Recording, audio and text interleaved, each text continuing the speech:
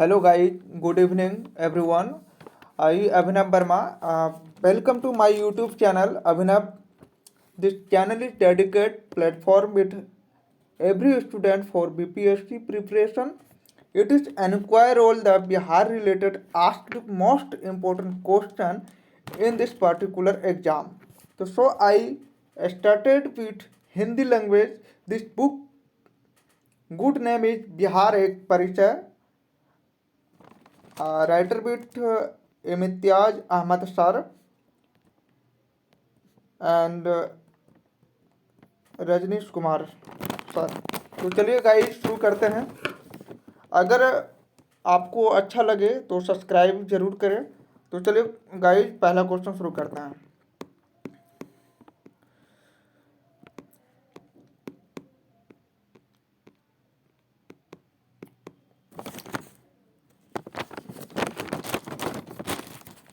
तो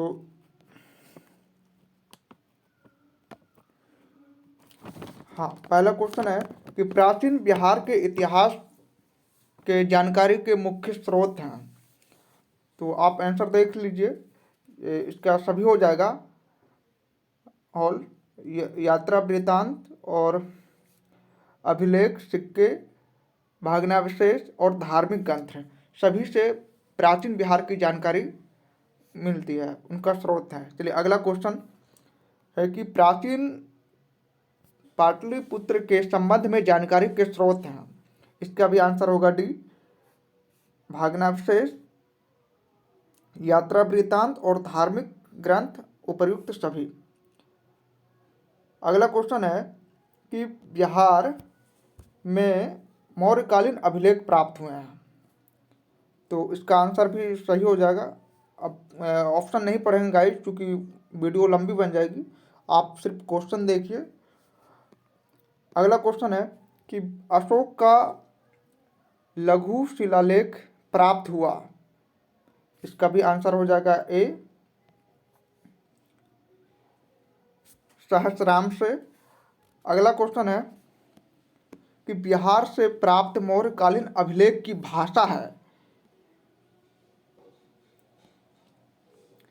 इसका भी आंसर हो जाएगा बी, प्राकृतिक भाषा है.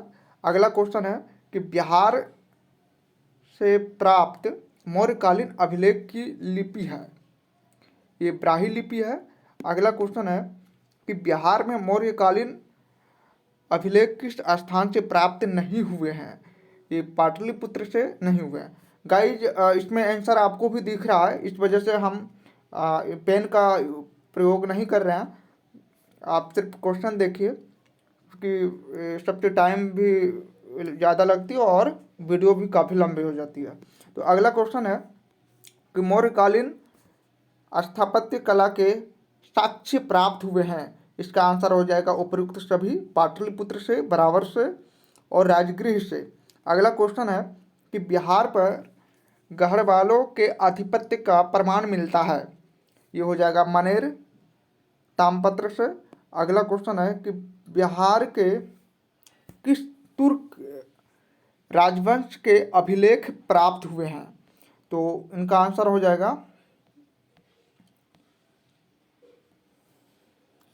सी, तुगलक वंश, है ना. अगला क्वेश्चन है कि बिहार के किस क्षेत्र के संबंध में वसातिनुल उंस एक मूल्यवान स्रोत है. तो इनका ऑप्शन आंसर हो जाएगा ऑप्शन का ए, ऑप्शन हो जाएगा तिरहुत. अगला क्वेश्चन है कि बिहार आने वाले महत्वपूर्ण चीनी यात्री का नाम. ये सभी चीनी यात्री आए थे. फाइयान भी आए थे, युआन चुआंग भी आए थे और इतिसंग भी आए थे. उपयुक्त सभी हो जाएगा. अगला क्वेश्चन है 13 नंबर गाइज कि मुगल काल में बिहार आने वाला प्रथम विदेशी यात्री था. तो मुल्ला तकिया इनका नाम है. यही जो हैं जो कि पहली विदेशी यात्री हैं, ये पहले बिहार आए थे. उनका नाम है मुल्ला तकिया. अगला क्वेश्चन है कि निम्नलिखित यूरोपीय यात्रियों में कौन बिहार नहीं आया था. इनमें से आपको बताना है कि बिहार कौन नहीं आया था. तो गाइज इनका नाम है फ्रांसाय वर्ने. ये बिहार नहीं आए थे. अगला क्वेश्चन है कि बाहरिस्तानो गेबी किसकी रचना है? ये मिर्जानाथन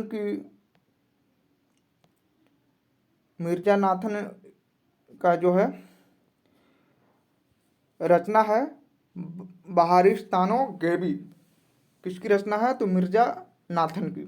चलिए गाइज, अगला क्वेश्चन है कि मिर्तुल अहवाल किसकी रचना है? मिर्तुल अहवाल किसकी रचना है? इसका आंसर हो जाएगा मुल्ला बहावहानी। मुल्ला बहावहानी की। मिर्तुल अहवाल किसकी रचना है? तो मुल्ला बहावहानी।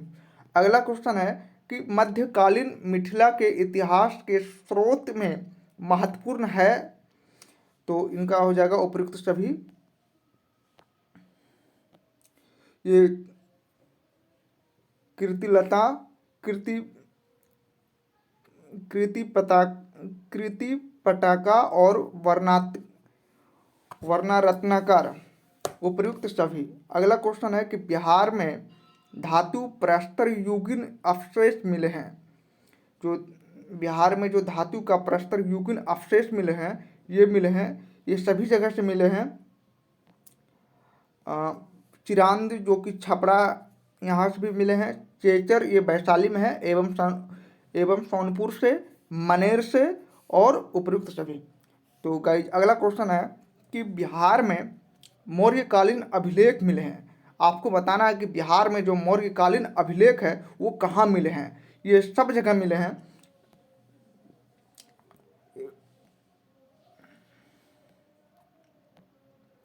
ये सभी जगह पर जो है ना बिहार के मौर्यकालीन अभिलेख मिले हैं। ये लोरिया अरेराज जो कि चंपारण में है, फिर लोरिया नंदगढ़ ये भी चंपारण में है, और रामपुरवा ये भी चंपारण में है, उपयुक्त सभी। अगला क्वेश्चन है गाइज कि बिहार के गया जिले के अफसड से प्राप्त अभिलेख में किस राजवंश के बारे में जानकारी मिलती है? तो इनका आंसर हो जाएगा गाइज, इनका आंसर हो जाएगा ए, परिवर्ती गुप्त वंश। परिवर्ती गुप्त वंश। तो गाइज, अगला क्वेश्चन है कि बिहार प्रांत के आरा से प्राप्त देववर्णा का लेख तथा शाहपुर, पटना एवं मंदर वांका से प्राप्त लेखों में जानकारी मिलती है। तो इनका आंसर हो जाएगा गाइज परिवर्ती गुप्त वंश के बारे में।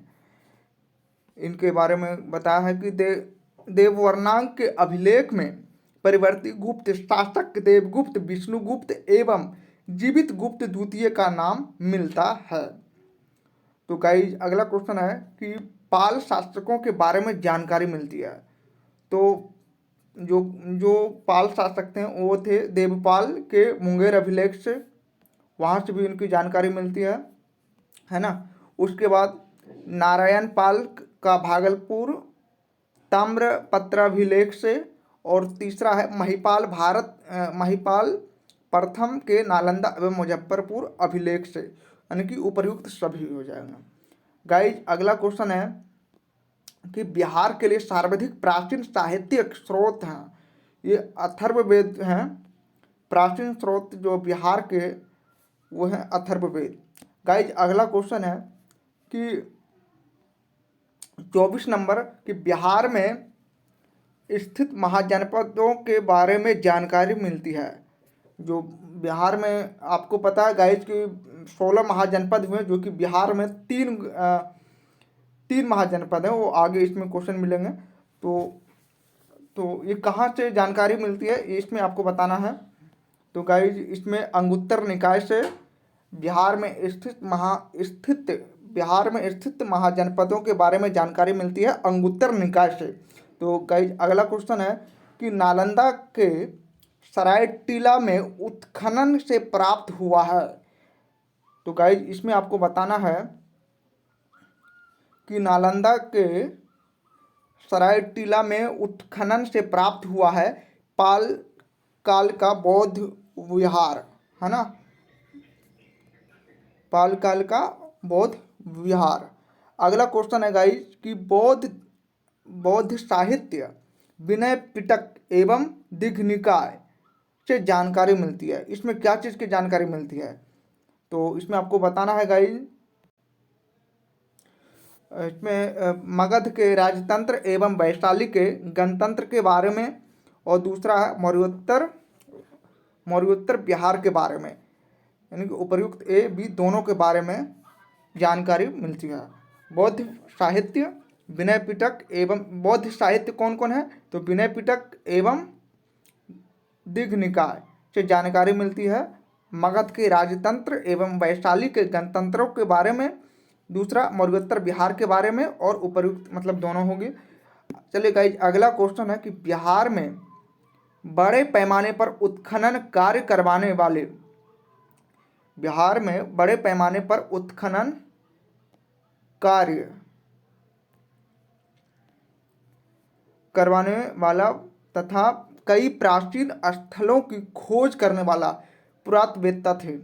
ये थे कनिंघम, याद रखिएगा दोस्तों, कनिंघम, है ना।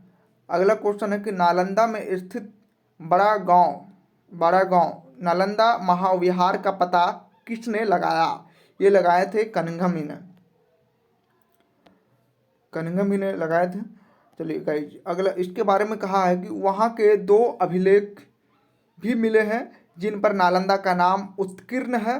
बिहार शरीफ में कुमारगुप्त प्रथम और स्कंदगुप्त का प्रसिद्ध स्तंभ भी प्राप्त हुआ है। कनिंघम में बोध गया के मंदिर को भी खोजा था। कनिंघम ने जो है बोध गया के मंदिर को भी खोजा था, तो कनिंघम ने ही खोजा था। 29 नंबर का गाइस क्वेश्चन है कि पुरातत्ववेत्ता कनिंघम ने बिहार में खोज की, क्या खोज किया था बिहार में, और इनमें से सभी हो जाएंगे गाइस। इसमें हो जाएंगे कि केसरिया स्तूप चंपारण है, उनको भी कनिंघम ने ही खोजा था।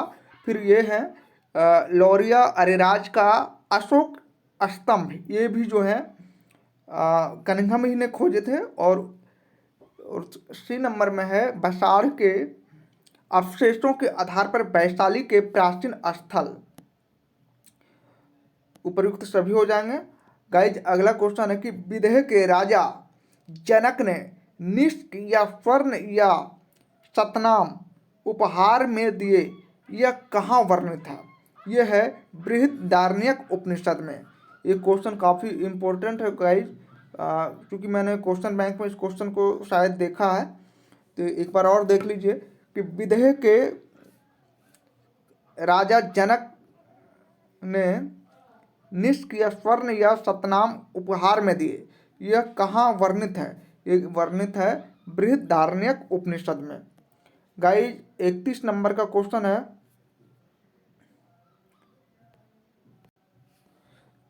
31 नंबर का क्वेश्चन है कि बिहार से प्राप्त मौर्य अभिलेखों की लिपि है, जो बिहार में जो प्राप्त मौर्य अभिलेख उनकी लिपि बताइए। इनकी कोई लिपि नहीं है, उपर्युक्त में से कोई नहीं, है ना। गाइज 32 नंबर क्वेश्चन है कि बिहार से प्राप्त पहला द्विभाषी अभिलेख किस मध्यकालीन शासक से संबंधित है, ये हो जाएंगे शेरशाह, है ना, शेरशाह हो जाएंगे।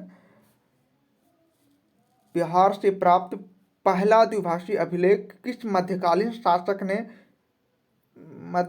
शासक से संबंधित है, यानी कि इसके रिलेटेड है, ये रिलेटेड है, ये हो जाएंगे शेरशाह। अगला क्वेश्चन है कि वह पहला मुगल शासक कौन था जिसके अभिलेख बिहार में मिले हैं, ये हो जाएंगे अकबर। अकबर ये क्या थे ना, पहला मुगल शासक थे जिनका अभिलेख बिहार में मिले हैं, अकबर को याद रखना है दोस्तों। अगला क्वेश्चन है कि बौद्ध धार्मिक साहित्य में कौन ग्रंथ प्राचीन बिहार के इतिहास के संबंध में जानकारी का स्रोत है, ये हो जाएंगे दीघ निकाय। गाइज इसको एक बार मैं और देख लेता हूँ। यह है कि बौद्ध धार्मिक साहित्य में कौन ग्रंथ प्राचीन बिहार के इतिहास के संबंध में जानकारी का स्रोत है, तो हो जाएंगे दीघ निकाय, है ना। तो गाइज अगला क्वेश्चन है कि सियर उल मताखरीन की रचना किसने की। गाइज इनका आंसर हो जाएगा ए गुलाम हुसैन तबतवाई, इनका नाम है। सियर उल सियर उल मुताखरिन की रचना किसने की? तो ये हो जाएंगे गुलाम हुसैन तबतवाई, इनका नाम ही ऐसा। अगला क्वेश्चन है गाइस कि मध्यकालीन बिहार से संबंधित इन स्रोतों की सही मिलान करने के लिए इनका आंसर है बी। तो चलिए इनको मिलान करते हैं। आंसर है बी, ए का बी हो जाएगा। एक मिनट, आंसर बी है ना जी, आंसर बी है। तो इनका मिलान करते हैं कि पहला है रियाज उस्ताद तालीन, जो हो जाएंगे गुलाम हुसैन सलीम, है ना। दूसरा है तारीख़ शेरशाही, ये हो जाएंगे बी का एक। तारीख़ शेरशाही हो जाएंगे अब्बास सरवानी। और तीसरा है बाक़ियात मुश्ताकी।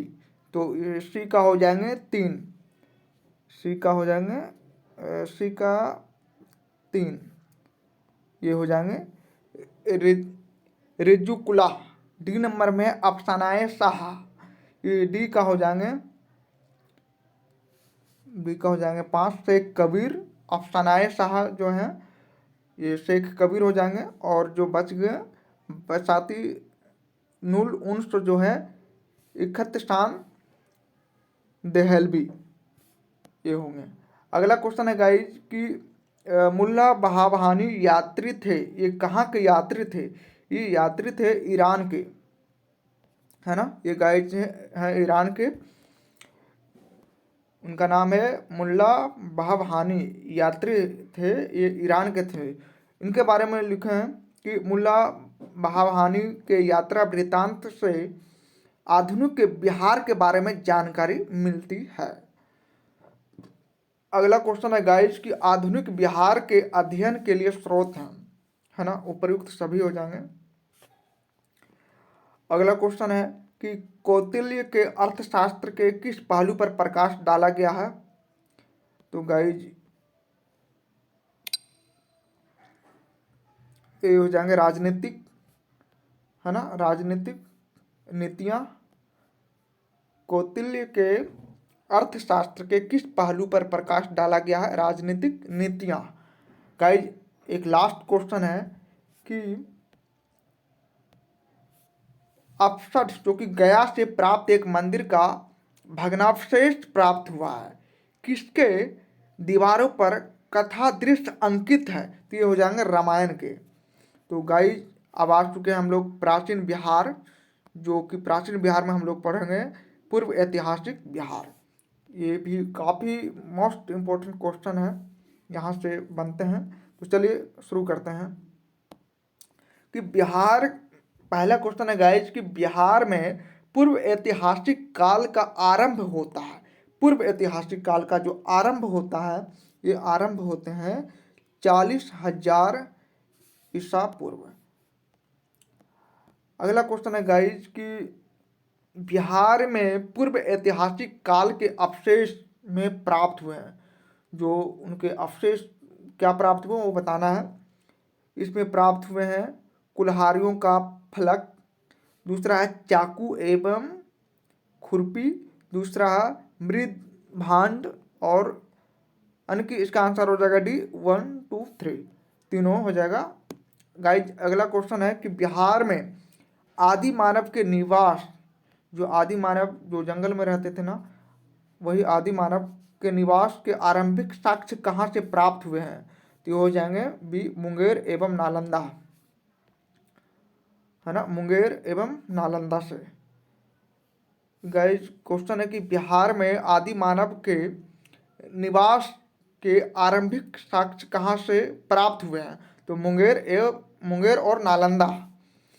गाइज अगला क्वेश्चन है कि बिहार में आदि मानव के उपस्थिति के आरंभिक साक्ष्य किस युग के हैं? तो ये हो जाएंगे पूर्व प्रस्तर युग, है ना। इसका आंसर हो जाएंगे पूर्व प्रस्तर युग। बिहार में आदि मानव के उपस्थिति के आरंभिक साक्ष्य किस युग के हैं? ये हो जाएंगे पूर्व प्रस्तर युग के।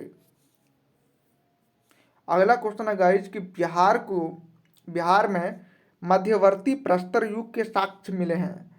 ये हो जाएंगे मुंगेर से। अगला क्वेश्चन है गाइज कि बिहार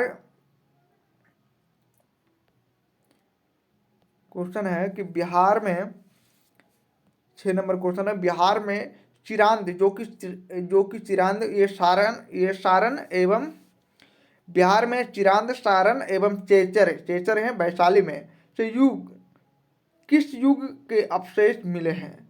इसमें मिले हैं नव प्रस्तर युग में, है ना। अगला 7 नंबर क्वेश्चन कि बिहार में ताम्र प्रस्तर युग के प्रवर्ती चरण के अवशेष कहाँ से प्राप्त हुए हैं? ये हो जाएंगे उपर्युक्त सभी, चिरांद, सारण, चेचर वैशाली और सोनपुर एवं मनेर।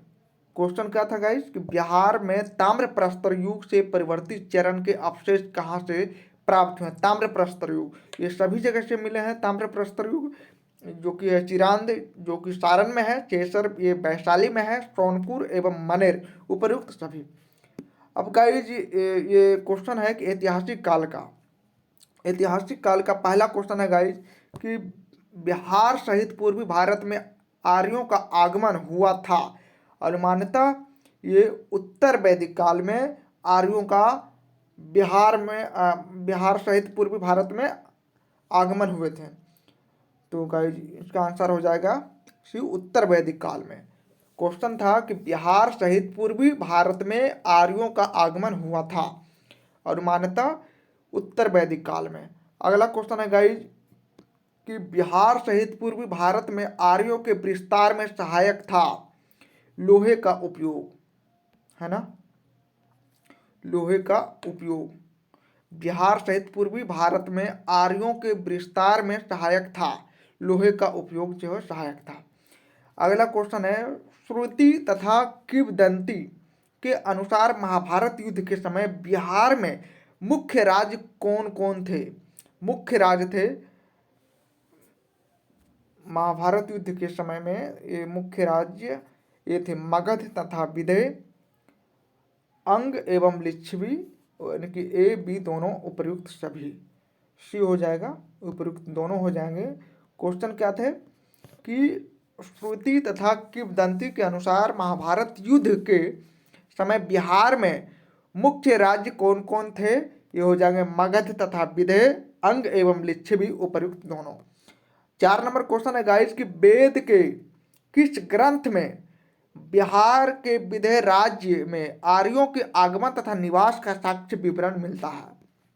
इसका आंसर हो जाएगा गाइस ए, शतपथ ब्राह्मण से।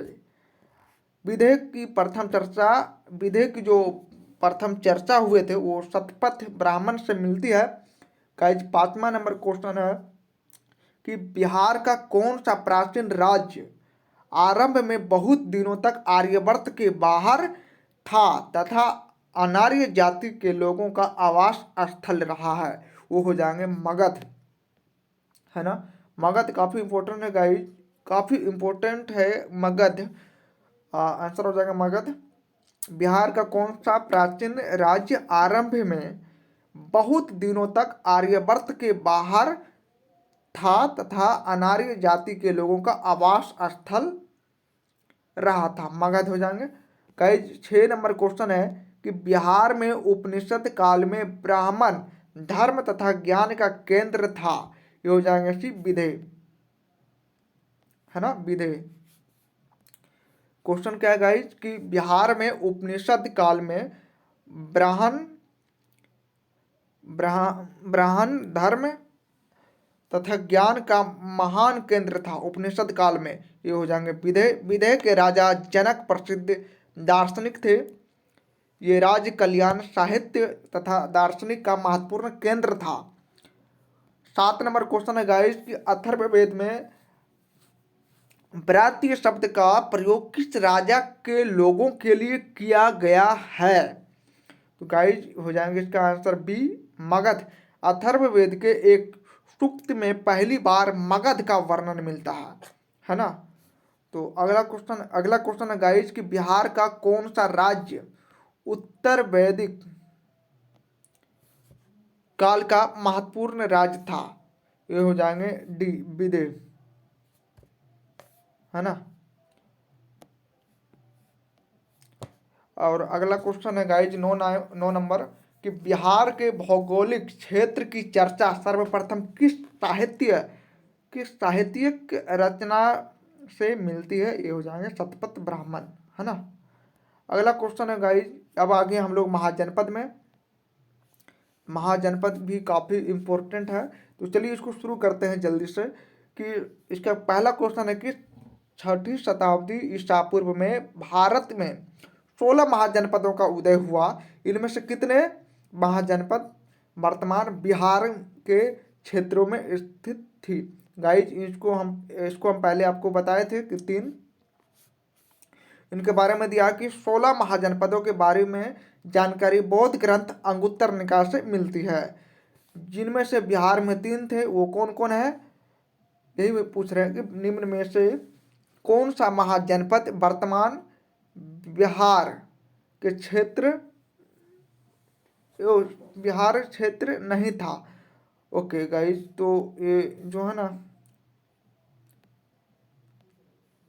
ये जो है वत्स नहीं थे, बाकी बात ये अंग है, वज्जी है और मगध है। लेकिन गाइज ये जो है,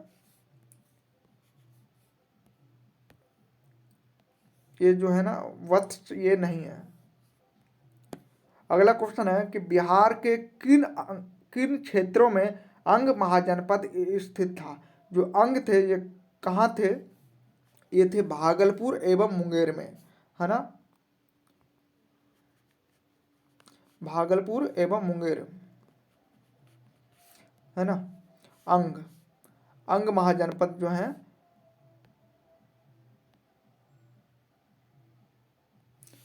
भागलपुर एवं मुंगेर में। बिहार के किन क्षेत्रों में अंग जो है ना, अंग महाजनपद स्थित है, भागलपुर एवं मुंगेर में। चलिए गाइज, अगला क्वेश्चन है कि अंग महाजनपद की राजधानी थी चंपा। ये सभी लोग जानते होंगे, अंग महाजनपद की राजधानी थी चंपा में। बुद्ध के समय तक चंपा की गणना भारत के 6 महानगरियों में की जाती थी। 5 नंबर का क्वेश्चन है गाइज कि बिहार के पटना तथा गया का जिला किस महाजनपद में सम्मिलित था। ये पटना और गया जो है ये मगध महाजनपद में मिला था, मतलब सम्मिलित थे मगध में। अगला क्वेश्चन है गाइज कि मगध महाजनपद की राजधानी थी। मगध महाजनपद की जो राजधानी थी ये थी गिरिब्रज या राजगीर में, है ना। 7 नंबर क्वेश्चन है गाइज कि मगध तथा अंग महाजनपद को कौन सी नदी पृथक करती थी। मगध तथा अंग क्या है गाइज, मगध तथा अंग महाजनपद को कौन सी नदी जो है ना पृथक करती थी, मतलब अलग करती थी। ये हो जाएंगे चंपा नदी। मगध और अंग, मगध तथा अंग, मगध तथा अंग महाजनपद को कौन सी नदी पृथक करती थी, हो जाएंगे चंपा नदी। अगला क्वेश्चन है गाइस कि बिहार में स्थित कौन सा महाजनपद 8 राज्यों का एक संघ था। ये जो है ना वज्जी जो है बिहार स्थित महाजनपद में 8 राज्यों का एक संघ था, वज्जी। 9 नंबर का क्वेश्चन है गाइस कि वज्जी संघ में कौन सा राज्य सम्मिलित नहीं थी। ये डी हो जाएंगे चेदी। अगला क्वेश्चन है गाइस कि वज्जी संघ की राजधानी, इसकी जो राजधानी है गाइस ये हो जाएंगे ए वैशाली में। वज्जी संघ की राजधानी थी वैशाली। लिच्छवी की राजधानी भी वैशाली ही थी, है ना। अगला क्वेश्चन है गाइस कि बिहार के भागों में स्थित कौन सा महाजनपद में गणतंत्र थे। बिहार के भागों में स्थित कौन सा महाजनपद में सॉरी गाइज, बिहार के भागों में स्थित कौन सा महाजनपद में गणतंत्र था? तो इसका आंसर हो जाएगा गाइज बी, वज्जी, है ना।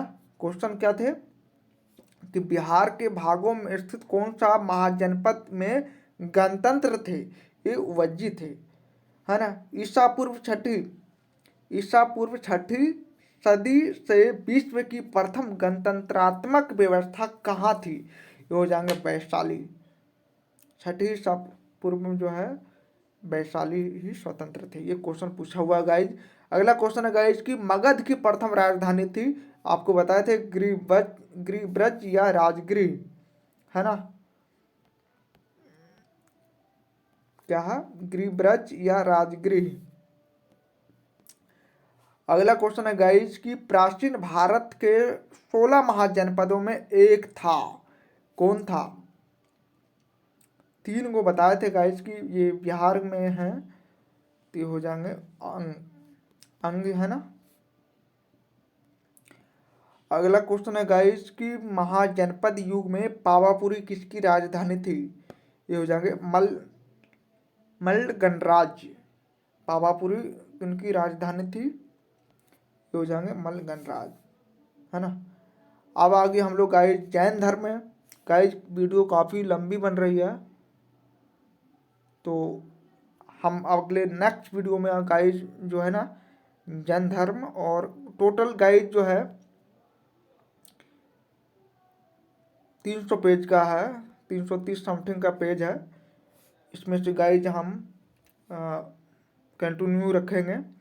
गाइज अगले से वीडियो आगे से रहेंगे जैन धर्म, तो तब तक के लिए इतना ही। और हाँ गाइज, अगर आपको क्वेश्चन अच्छा लगे, वीडियो अच्छी लगे, तो सब्सक्राइब जरूर करना, ठीक है। तो तब तक के लिए इतना ही गाइज।